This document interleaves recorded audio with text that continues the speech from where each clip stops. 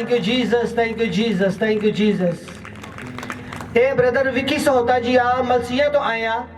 इन्हां दी टेस्टमनी ये आ कि ये पिछले 12 साल तो अपनी बैक पेन की प्रॉब्लम तो बहुत परेशान सीगे और जो भी सर्दी आती होंगी सीगी इन्हां दे बैक दे विच बहुत ज़्यादा दर्द होना शुरू हो जाता सीगा।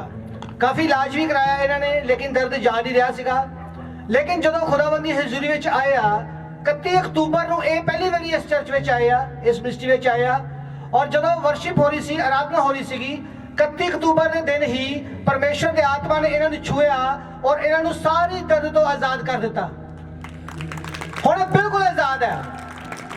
खुदावंदी तारीफ करेंगे जोर दे नाल। Thank you Jesus, thank you Jesus.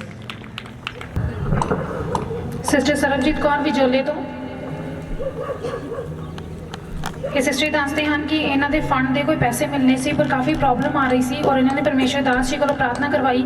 हुण इन्होंने वो पैसे मिल चुके हैं। इस गवाही के लिए परमेश्वर का धन्यवाद करते हैं। सारी महिमा जलाल परमेश्वर जी ने। सिस्टर सत्तो नरकट तो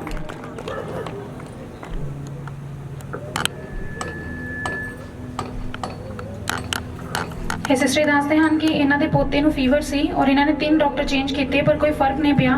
तो इन्होंने परमेश्वर के दास जी को प्रार्थना करवाई तो परमेश्वर जी ने इन्होंने बेटे को छू के शिफा दी है। इस गवाही के लिए परमेश्वर का धन्यवाद करते हैं। सारी महिमा जलाल परमेश्वर जी ने। सिस्टर गुरमीत कौर सुल्तानपुर लोधी तो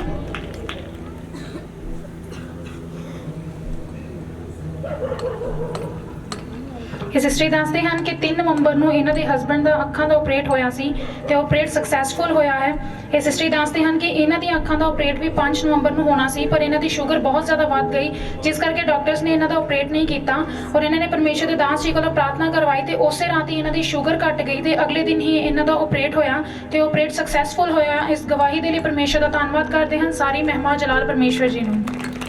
सिस्टर सुमन नंदनपुर तो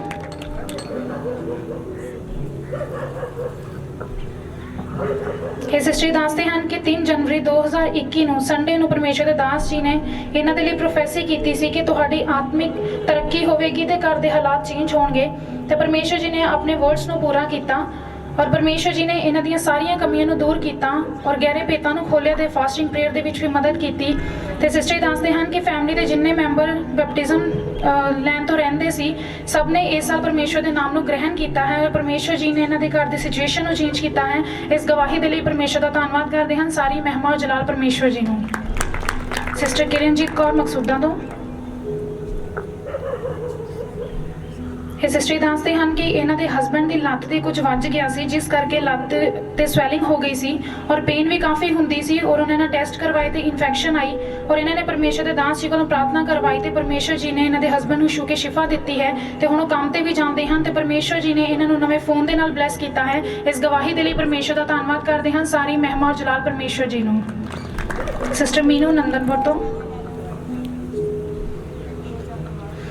ये सिस्टर दसते हैं कि इन्हों के मदर इटली तो अर्जेंट वापस आए सी और जिस करके उधर उन्होंने जॉब छुट गई और इन्होंने परमेश्वर के दास जी को प्रार्थना करवाई और जिदा ही इन्हों के मदर वापस गए उन्होंने अपनी जॉब वापस मिल गई।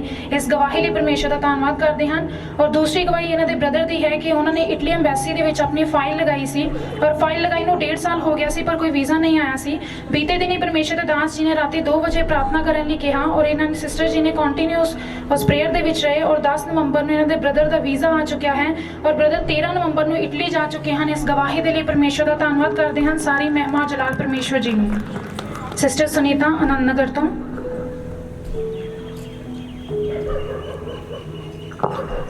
सिस्टर दसते हैं कि परमेश्वर जी ने इन्हों के परिवार को संभाल के रखा है। इन्होंने घर के बेटे के बर्थडे की मीटिंग करवाई सी और मीटिंग बहुत वधिया हुई और नैक्सट डे परमेश्वर के दास जी इन्हों के घर गए और परमेश्वर जी ने अपने दास के द्वारा इन्हों के घर इन्हों ब्लैस किया और नवे कमां को किया है। इस गवाही के लिए परमेश्वर का धन्यवाद करते हैं। सारी महिमा जलाल परमेश्वर जी ने। सिस्टर दविंदर कौर कपूरथले तो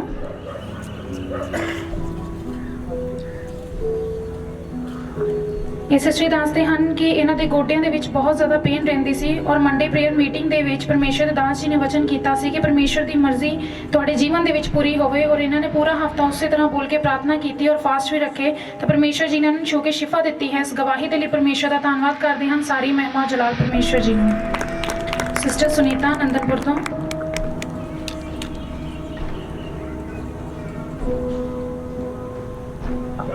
ਇਹ ਸਿਸਟਰ ਦੱਸਦੇ ਹਨ ਕਿ ਇਹਨਾਂ ਦੀ ਬੋਡੀ ਤੇ ਰਾਤ ਕੋਈ ਕੀੜਾ ਲੜ ਗਿਆ ਸੀ, ਜਿਸ ਕਰਕੇ ਇਹਨਾਂ ਦੀ ਬੋਡੀ ਤੇ ਜ਼ਖਮ ਹੋ ਗਏ ਸੀ, ਪਰ ਦਵਾਈ ਦਾ ਕੋਈ ਅਸਰ ਨਹੀਂ ਹੋ ਰਿਹਾ ਸੀ। ਫਿਰ ਇਹਨਾਂ ਨੇ ਪਰਮੇਸ਼ਰ ਦੇ ਦਾਸ ਜੀ ਕੋਲੋਂ ਪ੍ਰਾਰਥਨਾ ਕਰਵਾਈ ਤੇ ਅਨਾਇੰਟਿੰਗ ਆਇਲ ਅਪਲਾਈ ਕੀਤਾ। ਹੁਣ ਕਾਫੀ ਇੰਪਰੂਵਮੈਂਟ ਆ ਚੁੱਕੀ ਹੈ। ਇਸ ਗਵਾਹੀ ਦੇ ਲਈ ਪਰਮੇਸ਼ਰ ਦਾ ਧੰਨਵਾਦ ਕਰਦੇ ਹਾਂ। ਸਾਰੀ ਮਹਿਮਾ ਜਲਾਲ ਪਰਮੇਸ਼ਰ ਜੀ ਨੂੰ। ਸਿਸਟਰ ਕੁਲਦੀਪ ਕੌਰ RCF ਤੋਂ।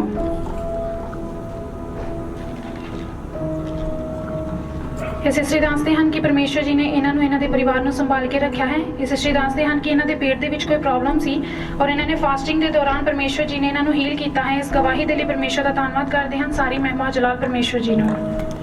ਸਿਸਟਰ ਬਬਲੀ ਨੰਦਨਪੁਰ ਤੋਂ।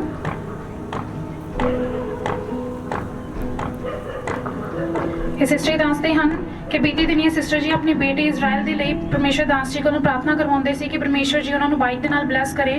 ਹੁਣ ਪਰਮੇਸ਼ਰ ਜੀ ਨੇ ਇਹਨਾਂ ਦੇ ਬੇਟੇ ਨੂੰ ਬਾਈਕ ਦੇ ਨਾਲ ਬਲੈਸ ਕੀਤਾ ਹੈ ਔਰ ਬੇਟਾ ਆਪਣੇ ਇਸ ਭਵਨ ਦੇ ਵਿੱਚ ਆਪਣੀ ਬਾਈਕ ਨੂੰ ਲੈ ਕੇ ਆਇਆ ਹੈ। ਇਸ ਗਵਾਹੀ ਦੇ ਲਈ ਪਰਮੇਸ਼ਰ ਦਾ ਧੰਨਵਾਦ ਕਰਦੇ ਹਨ। ਸਾਰੀ ਮਹਿਮਾ ਜਲਾਲ ਪਰਮੇਸ਼ਰ ਜੀ ਨੂੰ। ਸਿਸਟਰ ਸ਼ੀਲਾ ਮਕਸੂਦਾਂ ਤੋਂ।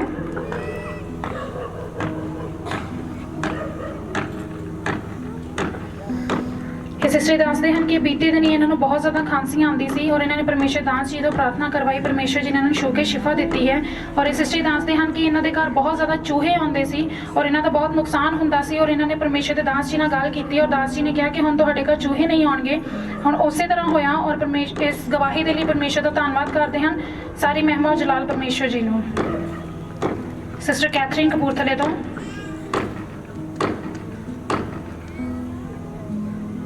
ਇਹ ਸਿਸਟਰ ਦੱਸਦੇ ਹਨ ਕਿ ਇਹਨਾਂ ਨੂੰ ਕੋਈ ਪਰਸਨਲ ਪ੍ਰੋਬਲਮ ਸੀ ਔਰ ਮੰਡੇ ਪ੍ਰੇਅਰ ਮੀਟਿੰਗ ਦੇ ਵਿੱਚ ਪਰਮੇਸ਼ਰ ਦੇ ਦਾਸ ਜੀ ਨੇ ਵਚਨ ਕੀਤਾ ਸੀ ਕਿ ਪਰਮੇਸ਼ਰ ਦੀ ਮਰਜ਼ੀ ਤੁਹਾਡੇ ਜੀਵਨ ਦੇ ਵਿੱਚ ਪੂਰੀ ਹੋਵੇ। ਔਰ ਸਿਸਟਰ ਜੀ ਪੂਰਾ ਹਫਤਾ ਇਸੇ ਤਰ੍ਹਾਂ ਪ੍ਰਾਰਥਨਾ ਕਰਦੇ ਰਹੇ ਔਰ ਪਰਮੇਸ਼ਰ ਜੀ ਨੇ ਇਹਨਾਂ ਨੂੰ ਛੂਹ ਕੇ ਸ਼ਿਫਾ ਦਿੱਤੀ ਹੈ। ਹੁਣ ਇਹ ਸਿਸਟਰ ਜੀ ਉਸ ਪ੍ਰੋਬਲਮ ਤੋਂ ਬਿਲਕੁਲ ਆਜ਼ਾਦ ਹਨ ਔਰ ਫਾਸਟਿੰਗ ਪ੍ਰੇਅਰ ਦੇ ਵਿੱਚ ਪਰਮੇਸ਼ਰ ਜੀ ਨੇ ਇਹਨਾਂ ਦੀ ਪ੍ਰੇਅਰ ਲਾਈਫ ਨੂੰ ਵਧਾਇਆ ਹੈ ਤੇ ਬਲੈਸ ਕੀਤਾ ਹੈ। ਇਸ ਗਵਾਹੀ ਦੇ ਲਈ ਪਰਮੇਸ਼ਰ ਦਾ ਧੰਨਵਾਦ ਕਰਦੇ ਹਨ। ਸਾਰੀ ਮਹਿਮਾ ਜਲਾਲ ਪਰਮੇਸ਼ਰ ਜੀ ਨੂੰ।